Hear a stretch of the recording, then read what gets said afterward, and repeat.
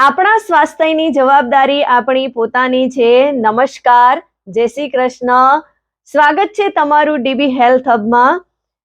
ઉનાળાની શરૂઆત થાય અને બજારમાં ક્યારે કેરી આવે એની લોકો આતુરતાથી રાહ જોતા હોય છે, કેમ કે કેરી એ બધાનું પ્રિય ફળ છે, કેમ કે ફળોનો રાજા કેરી એ નાનાથી લઈને મોટા સૌ કોઈને બહુ જ ભાવે છે, મનપસંદ એમનું ફળ છે।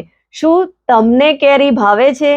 અને તમને કેરી ભાવે છે તો તમને કઈ કેરી વધારે ખાવી ગમે છે એ મને કમેન્ટમાં જરૂરથી જણાવજો, જેથી મને ખ્યાલ આવે કે તમને કઈ કેરી વધારે ભાવે છે।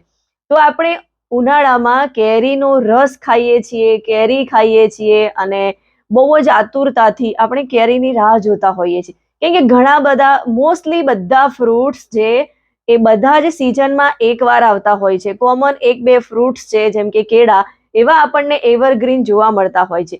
બાકી દરેક ફ્રૂટ સિઝનમાં એક જ વાર આવતા હોય છે, પણ એ બધા જ ફ્રૂટ કરતા આપણે કેરીની વધારે આતુરતાથી રાહ જોતા હોઈએ છીએ।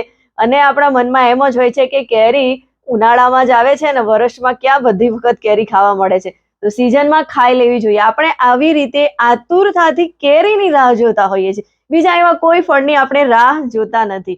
તો શું તમને ખબર છે કે તમે ઉનાળામાં આટલી બધી કેરીઓ ખાઓ છો, કેરીની મજા માણો છો, તો એના બેનિફિટ શું છે, એ આપણા સ્વાસ્થ્ય માટે આપણને હિતકારી છે કે નહીં, એના કયા સ્વાસ્થ્ય લાભો થાય છે એ પણ જાણવું બહુ જરૂરી છે। કેરીનો સ્વાદ તો માણવો જ જોઈએ, પણ સાથે સાથે આપણે જે કેરી ખાઈ રહ્યા છીએ, કેરીનો રસ ખાઈ રહ્યા છીએ, એમાંથી આપણને શું ફાયદા થાય છે એ પણ જાણવું જરૂરી છે। તો આજે આપણે કેરી ખાવાથી આપણને શું ફાયદા થાય છે, એવા કયા સ્વાસ્થ્ય લાભ થાય છે, એના વિશે આપણે વાત કરવાના છીએ। પણ એ સાંભળતા પહેલા જો તમે આ ચેનલ પર નવા હો તો ફટાફટ મારી આ ચેનલને સબસ્ક્રાઇબ કરો, જેથી તમને આવા અવનવા વિડીયો વિશેની માહિતી મળતી રહે અને તમારો ખૂબ એવો પ્રેમ મને મળતો રહે। સો કેરી ખાવાના અદ્ભુત ફાયદા છે, કેમ કે કેરીની અંદર મીઠાશ તો છે જ। કેરી ખાઈએ એટલે આપણું આ મન બહુ જ પ્રફુલ્લિત થઈ જાય છે।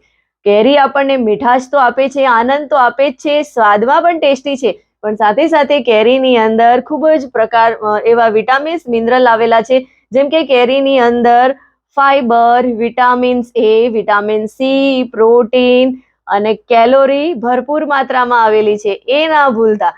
અને કેરીની અંદર એન્ટીઓક્સિડન્ટ તત્વો પણ આવેલા છે। કેરીની અંદર potassium, magnesium, beta carotene, folate, એ બધી જ વસ્તુઓ ભરપૂર માત્રામાં આવેલી છે અને આ બધી જ વસ્તુઓ આપણા સ્વાસ્થ્ય માટે ખૂબ જ ફાયદાકારક છે।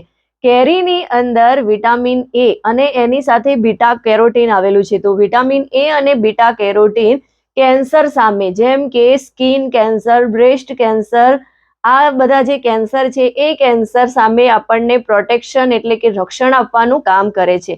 કેરીની અંદર એવા અમુક તત્વો આવેલા છે, જે તત્વો આપણને ફ્રી રેડિકલ્સથી બચાવે છે, એટલે કે આપણી સ્કિનનું રક્ષણ કરે છે અને સાથે સાથે સ્કિનના વર્ણને પણ નિખારે છે। આવું હું નથી કહેતી, આવું આયુર્વેદમાં પણ કહેવાયેલું છે।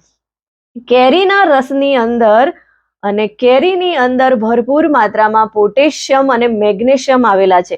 પોટેશિયમ અને મેગ્નેશિયમ હાર્ટ માટે ખૂબ જ ફાયદાકારક છે, એટલે હાર્ટ ઇસ્યુ વાળા મરીઝ જે છે એ પણ કેરી ખાઈ શકે છે। અને કેરી મેગ્નેશિયમ અને પોટેશિયમના કારણે બ્લડ પ્રેશરને કંટ્રોલ કરવાનું કામ કરે છે।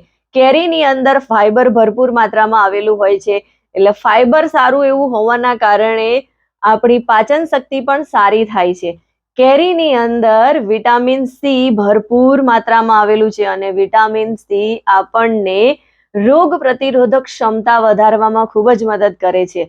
કેરીની અંદર ઝેક્સાથિનિન નામનું એન્ટીઓક્સિડન્ટ તત્વ આવેલું છે, જે આપણી આંખોની રોશનીનું તેજ વધારવા માટે ખૂબ જ ફાયદાકારક છે અને સાથે આંખોની આસપાસના કાળા કુંડાળા દૂર કરવા માટે પણ આપણને ખૂબ જ હેલ્પફુલ થાય છે।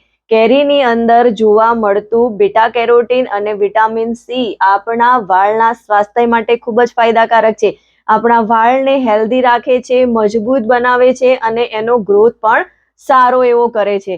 તો કેરી આપણને ઘણા બધા ફાયદા અપાવે છે. તો આ ઉનાળાની સિઝનમાં આપણે કેરીનો ખરેખર આનંદ માણવો જોઈએ. કેરીનો આપણે જેટલો ઉપયોગ કરીશું એટલો આપણને ફાયદો થવાનો છે. પણ હા, કેરી આપણે થોડી જોઈ વિચારીને ખાવી જોઈએ, કેમ કે કેરી કયા લોકો વધારે ખાઈ શકે છે અને કયા લોકોએ કેરીનો ઓછો ઉપયોગ કરવો જોઈએ એ પણ સમજવું જરૂરી છે. અને એ સમજવા માટે મારા નેક્સ્ટ વિડીયોની તમે વેટ કરી શકો છો. મારો નેક્સ્ટ વિડીયો એ જ છે કે આપણે ઉનાળાની સિઝનમાં કેરી ખાઈએ છીએ તો કેરી કેટલા પ્રમાણમાં ખાવી જોઈએ અને કઈ રીતે કેરી ખાવી જોઈએ. તો તમને મારો આ વિડીયો સારો લાગ્યો હોય તો એને વધારેમાં વધારે લોકો સુધી પહોંચાડો, અને વધારેમાં વધારે લોકો સુધી પહોંચાડવા માટે પ્લીઝ એને શેર કરો અને સબસ્ક્રાઇબ કરો. Thank you.